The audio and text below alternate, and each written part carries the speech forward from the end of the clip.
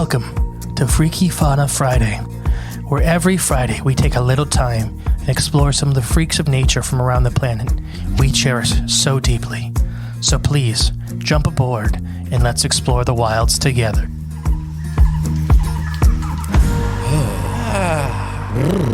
Yeah, it's still winter. Welcome back to Freaky Fauna Friday. And with it being so cold, we're going to talk about an Ice Age survivor. Oh, nice. Well, before we talk about it, who are you? Great and peaceful, Mr. Oh, yes, and I am Jay. Do you think you could catch one of these guys? No, I already know. I already know these guys are I've fast. eaten one of these guys. I can't say that. Burgers are bad. The steaks are good. I wonder why that is.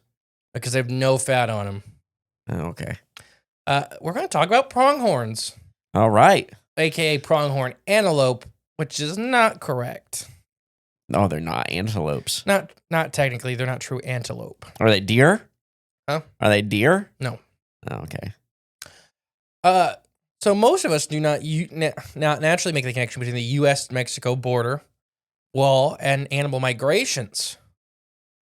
But this is one of the animals that's being heavily impacted. So, we've never really talked about the border wall, but there's a lot of species that are being, populations cut off. Because of the wall? Because of the wall. Okay. Because it's, it's impassable for people. Right. It's impassable for animals, and pronghorn are one that are affected by that.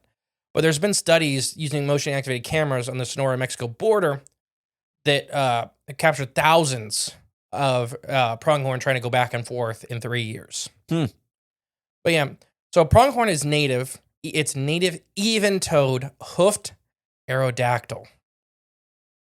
Aerodactyl? Yeah, it's like one of those words for ungulate. That's a Pokemon. It is kind of archaeodactyl. Sorry. Okay, that makes more sense. North America is only home for the pronghorn. Although they once lived all over southern Canada and northern Mexico, pronghorn are most common in Arizona, Colorado, Montana, Nevada, New Mexico, northeastern California, southeastern Oregon, and the Great Plains of Utah and Wyoming. So they're the Southwest. Yeah, but they used to be all over the U.S., Okay. Canada, and Mexico. Oh, wow. Okay. But they've pretty much been restricted out to that. Reduced down to there. And it came with the same great calling of a lot of North American species, from whitetails to turkeys to bison. To woodland bison, yeah. Mm-hmm. Where they just got pushed back, and that's just where they held on. Wyoming's Red Desert is one of their strongest populations, and Yellowstone too. Oh, okay, so they're all the way up in there. So yeah, they're not scared of the cold. It's not that they're desert animals. Right. That's where they're left. Pronghorn prefer plains, fields, grasslands, brush, deserts, or basins, which is one of their freaky fun facts of why they prefer these things. Okay. But they can be found in some woodlands, mountain ranges, and that kind of stuff. Pronghorns travel during the summer and winter months, searching for places to graze. During the fall and spring is when they're mostly stationary. These horned mammals have a yellowish-brown and reddish-brown fur with stripes on their neck and mouth. Males have a black throat and face, making them easily distinguishable from a distance. So let's talk about some weird things about them. They are sometimes confused with antelope, but they are not true antelope. Okay. Some other ungulate. They can outrun a cheetah, and they can run a longer distance. So while their top speed may not match a cheetah, they can outrun a cheetah based on the distance they can run. Oh, okay. So they're not quite as fast, but yeah, but can run faster longer. Yeah, so we'll talk about the antelope thing first. Although they're not actually antelope, the American pronghorn is commonly referred to as the pronghorn antelope. It's just most of their common names. Like old world antelope, they do serve a similar ecological niche in North America. Okay. So what is that called? Would two animals do the same niche? Yeah? Oh, come on. Why isn't it coming to my brain? It's not in co-inhabitants. Convergence. Convergent. Dang it. Despite their common misidentification, pronghorns, are not really close related to the antelope whatsoever. You want to guess what family that they're most closely related to? Well, I guessed deer earlier, and that wasn't right. So I can check that one off the list. And you already said it's not antelope. I don't know, maybe some goats? There you got it. It was goats? So they belong to the Bovidae family. I thought that was cows. So that's the whole family is cows. Oh, okay. But goats and pronghorn fall under that. Oh, okay. But their bodies are shaped very similar to deer, with long legs and a long nose but a short tail. Goat deers. Mm-hmm. Is what they're. I mean, sorry. that kind of is. When you really look at them, you can see the goat. Okay. So keep in mind, deers don't have horns. They have Antlers. Yep. What's the big difference between horns and antlers? Antlers fall off. Mm-hmm. Antlers have velvet too, which is vascularized skin. Is that what the people like ingest for? It's basically like steroids. Maybe. I know. You ever heard of that? Deer eat it when it starts dying. So what velvet is antlers are really soft when they're growing. Yeah. So the velvet protects them and supplies a lot of blood to keep them growing. Okay. And all of the deer family, like reindeer and everything, they do that. Have the velvet. Yeah. Yeah. So, like Luke killed a deer, a big buck, that they called lopside because one of the antlers pushed over on top of the other. Okay. They think he was hit by a car when it was soft. Holy cow! And he survived, and that's what it did to his antlers because they got soft. him. Yeah. That's got to be a cool mount. It's on as well. Huh.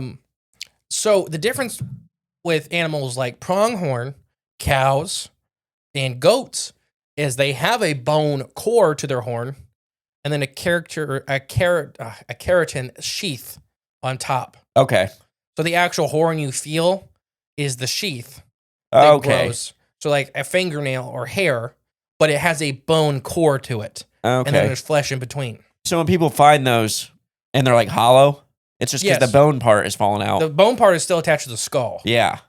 For example, dinosaurs, we have a lot of dinosaurs that have this, but you have everything from like pronghorns that have a more, like they have the bone core, but pretty small horns. Mm-hmm. And then you have like things that have big horn sheep that have these massive headgear. Yeah. But still have the same like size core. Okay. So when people are reconstructing like dinosaurs, for example, we don't know what the keratin sheets look like. Oh, they might have had big. They could be extremely dramatic. Yeah. They could be reduced. Males, sexual dimorphism. It's like all goats, all pronghorn have antlers, horns. Horns, yeah. And males are a little different than females, so they are sexually dimorphic. Same with like bighorn sheep, and even male goats, domestic goats, have different horns. If they let them grow long enough, they'll start to develop different. If you keep them, like people ban goat horns when they're little to keep them from growing. Okay. Because they can hurt each other or poke an eye out when they're eating. Gotcha. They're like goat in captivity. It's just, but if you let them grow, they do get different. So pronghorns are among the fastest land animal in the world, and they are the fastest land animal in America. Okay. Not only do pronghorns have the longest land migration in the United States, but they also set the record for the overall speed of a land animal in North America. They've been recorded up to about 61 miles per hour. That's pretty fast. Which is comparable to the cheetah's speed. I thought so. So cheetahs can get, I think 72 is the fastest we ever recorded a cheetah. I think that cheetah died. What, because it ran so fast? Yeah. It just disintegrated? Well, no, their hearts can explode. Oh, okay. So cheetahs are designed to go that like very, very fast for like less than 7 seconds. Okay. But that's what. But that's it. Yeah. They're like sumo wrestlers. Mm-hmm. So while they can't outrun a cheetah outright, they can definitely beat it in the distance. Gotcha. They're just going to keep going. They are often ranked as the second fastest land animal in the world, but only behind the African cheetah. But it can get up to rapid speed, but for much longer periods than cheetahs, having evolved to run quickly from dangers over long distances. Pronghorns are capable of speeds that would put them ahead of cheetahs. Okay, because of this fact. This is at risk of losing their very lives if they don't act quickly enough. Next freaky fun fact is even the female pronghorns have horns.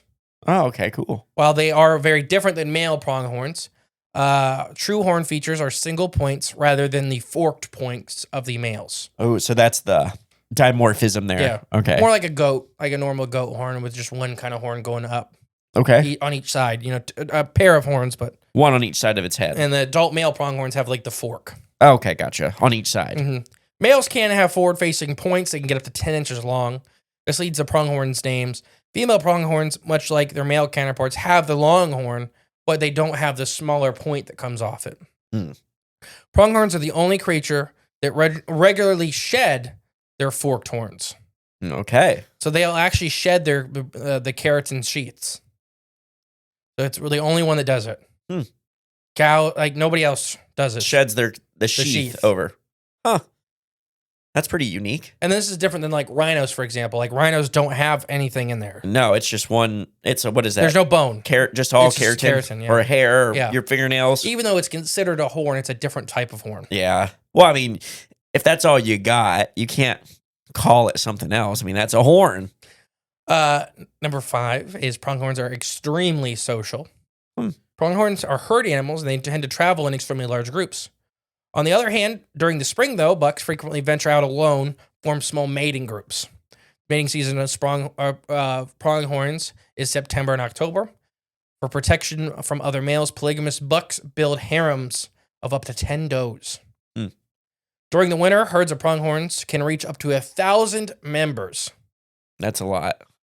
Which That's a big individuals group. of both genders and age. In the spring, the flocks of females disperse into smaller groups, while the males form bachelor groups of 1 to 5 years of age.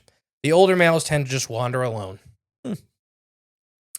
Next fact is these guys were almost extinct. Oh, okay. So, like you already mentioned, some of their friends that are gone, like the woodland bison. These guys got up right there with him. As far as numbers. Like myth Yeah. status. Mm-hmm. There was a point in time in North America's status where the bison were thought to be extinct. Okay. Or like people in New York and stuff like that were talking like, well, the bison are gone. There's no more bison. Hmm. The Yellowstone herd, I think, is a big part of why there still are bison. Still around. Due to extensive preservation efforts, pronghorn have recovered from near extinction in the late 19th century.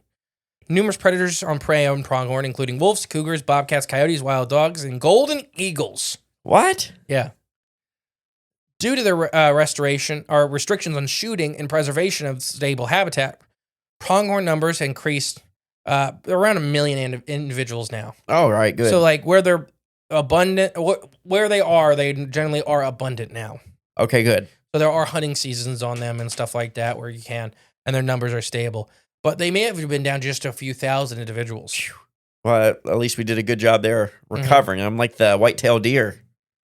Oh yeah, the whitetail here in Ohio was extinct. Mm-hmm. But now I can't go home from work without hitting one. Yeah, you have to look out every night. Number 7, their horns are extremely unique. Okay. They're like horns and antlers put together. While actually antlers are composed of bone and are shed into annually, true horns are constructed of a keratin sheath that develop over a bony core and never are shed. The pronghorn's horns are not antlers, but false horns. Okay. The horn sheaths are made up of keratin and fall off annually, exposing the bone cores. So they're hybrids. They're very unique among everything. Yeah. It's pretty interesting. So people actually go out and walk and collect them every year. Yeah. I mean, why wouldn't you? You're in pronghorn territory. Number 8, they mark their territories and communicate through scent. Because they are diurnal, or because of its diurnal and nocturnal natures, the pronghorn can be seen both day and night. Okay. The males travel up to 10 kilometers, which is about 6.5 miles, to spray their scent glands and mark their territories daily. Jeez, okay. They use the scent to communicate, allowing them to identify the territories, warn off others of potential threats, and let know like food and water availability and all kinds of stuff. So the pronghorn buck has 9 olfactory glands. What's that mean? Scent glands. Yeah, I know olfactory, but you said they have 9? Mm-hmm. Okay, so there's and the doe only has 6. Oh, okay, so the male has more glands, actual olfactory glands than the female. The glands behind the ears are employed to scent mark during mating season. The glands located on the rump serve as an important purpose when threatened. Huh. They have these glands all over their bodies. Males have 3 more than females. And they just leave basically messages for each all other. All kinds of. It's just heavily. They're not nearly as vocal as other bovids. But they communicate dramatically. What is that? They're scent. Pheromones. They're using pheromones. Pheromones, yeah. That's how they speak. Pronghorns, number 9. Pronghorns birth. Our babies are very, very mobile very quickly after birth. Like antelope, another animal that they're not close related to, they got to get up and move quick. And that's most migrating species, right? A lot of them have to. Yeah. Some bigger animals take more time. Mhm. Horses are normally walking within the hour. Giraffes, too. Giraffes have to get up and move pretty quick. It's to have a baby, like humans are, the extreme on the other end. Oh, yeah. Where it's, years Oh, of before you can let a baby be alone. oh, yes, absolutely, yeah. I mean, in humans, we don't move around. We're not migrating. Mm-hmm. But we also, even when we were doing that, we developed the ability to carry our offspring. Oh, yeah, true, yeah. So you see this in Hands animals even like monkeys and sloths. Fair. Where they, can carry their babies. So their babies are less mobile. Even possums are another great example. Kangaroos. It takes months for their babies to be mobile. Baby pronghorns make their first fledgling steps up to 30 minutes after birth. And by the time that they are just 4 days old, they can outrun Usain Bolt. Dang, just 4 days? Mm-hmm. By the time they're a week old, they can outrun a horse. Dang. Pronghorn calves are milk-fed exclusively by their mothers until they reach about 4 or 5 months old, and then they start switching on to grasses. So that's funny that within 30 minutes they can run. But they gotta stay on milk 4 for days they can outrun Usain Bolt. Yeah. In a week they can outrun a horse. But that whole time they gotta stay on mom's milk. Mm-hmm. Last one is pronghorns have big eyes and they have great eyesight. Pronghorns have long black eyelashes that function as a sun visor. And the pronghorn's wide field of vision, up to 320 degrees, make it an excellent detector of predators. The pronghorn antelope's eyesight and depth perception are both exceptional in development. At ranges of 3 miles, it is capable of noticing the tiniest glint of movement. Pronghorns possess the largest eyes of any North American ungulate in relation to their body size. Each eye is around 1.5 inches in diameter. They got big ol' eyes. Bigger than our eyes. Oh, really? Oh, yeah, it makes sense. 1.5 inches in diameter? Ours are like less than an inch, I think. Maybe. I don't know. I've never held a human eyeball. I know they're bigger in your head than what they look. I have. You've never held? Oh, you didn't do the body lab. No. It was before my time, I think. Before your time? After your time? Well, you know what I mean. I was before that time. Mm-hmm. So that's pronghorn antelope. Yeah. I think we seen one of these up in Toledo. Is that the zoo or? Yeah, they got them Columbus. In Toledo. No, they got it. I think they got them at... Oh, it might have been Columbus. I think it was Columbus. I think Columbus has reindeer, not... One of the zoos, Toledo or Columbus, has pronghorns. Yeah. Yeah. Because they're not that big. No, they're like tall goats. Yeah, basically. Like size-wise. Yeah. It was. I mean, they're cool. They're taller. They're a lot taller than goat. They have long legs. They're not deer size. They're smaller than deer. Not nowhere near that. Yeah. They're tasty. Manageable. Like I could fight one. Running at 60 miles an hour just runs into you. I think you would just explode. I'd do like a bullfighting ole. I just imagine that, like with their horns. Oh gosh, it'd be terrible. And you just like turn around and you see it running at you 60 miles an hour from far away. Yeah, that'd be scary. Like, what are you gonna do? Like, it's coming at you head down. A lightning bolt coming at you. My last little thing for you is nobody knows why they're so fast. Huh? They just are. So there was an American cheetah. Okay. That went extinct during the last ice age. But it's American cheetah by name. They were not nearly as fast as the African cheetah. Okay. It's kind of like the American, like cave lions or American lion was extremely different than an African lion. It's only lion by name. Oh, yeah. Much more close, like behavioral wise to a tiger than a lion. Mm-hmm. But nobody knows why pronghorns are that fast. Their predators don't get near these speeds. Well, that's why they're so fast. But they still get predated on, but it's by surprise, right? Yeah. So there are theories that it is, like, one of the theories is it may have been early human predation, pushed them to be this quick. It could be ice age animals that we just don't know about yet. Mm-hmm. And they outsurvived their predator. Mm-hmm. And so they're just there now, so there could have been a really, really fast North American predator that we just don't know of that was pretty rare. Yeah. We're probably talking medium-sized predators because you can only get so fast being so big. Right. There's a cutoff. Yeah. There's a reason elephants don't run 100 miles an hour. There's a ratio. Mm-hmm. Wait, I don't know. What do you think? Why do you think they're so fast? I don't know. I like the human idea. human predation. Because they do, they're one of the few animals like reindeer. And we've made a like comparisons to reindeer last week that do extremely long migrations and go for long periods of time. So if anybody didn't know, early humans were pace predators. Yeah. Where we would just kind of chase something until it was exhausted. And by the time it turned to fight, it was, exhausted. Wow. And we're not. There's a lot of clips with that. Like you can find cartoons about that with mammoths. Where they ran for 5 or 6 miles, and they finally, when they were finally like done running, they turn around. There's still people there with pointy sticks. Which orcas hunt that way today. If anybody didn't know, orcas hunt fin whales. They tire them out. Yeah. So so fin whales. Think of fin whales like big whales. So fin minkies, sei whales, and even blue whales are long distance runners. They're not fast, but they go forever. Mm-hmm. So what killer whales do is they set up relays up a coast. Okay. So before they start a hunt, they'll position everybody and they'll get behind a fin whale, bite its tail, get it running, and then tag out. Oh, okay. Because they can't do the distance with it. So they'll swap out. Mm-hmm. So when it's passing you, you tag out with the whale, keep it going, and they exhaust it. Mm-hmm. And they just lay on it till it drowns, and then they eat its liver and tongue. Gosh. That's it. Brutal animals. Killer whales, yeah. Only second to humans. To being brutal. Okay. Brutality. Only second to humans? Mm-hmm. There's nothing else in between us and them? No. All right. Well, good to know. Bonobos are up there, but I don't think quite. Yeah. Depends on the day. I mean, I've seen... Depends what they had for lunch. I've seen killer whales eat penguins like popsicles and not even eat them. They just like to squeeze the stuff out of them. Gosh. Yeah, that sounds terrible. Good visual. All right. I have been the Great and Peaceful Mystery. And I've been Jay. We'll catch you next week, guys. Bye. Thank you for listening to Freaky Fauna Friday. If you want to help the podcast grow, remember to share and give it a 5-star review.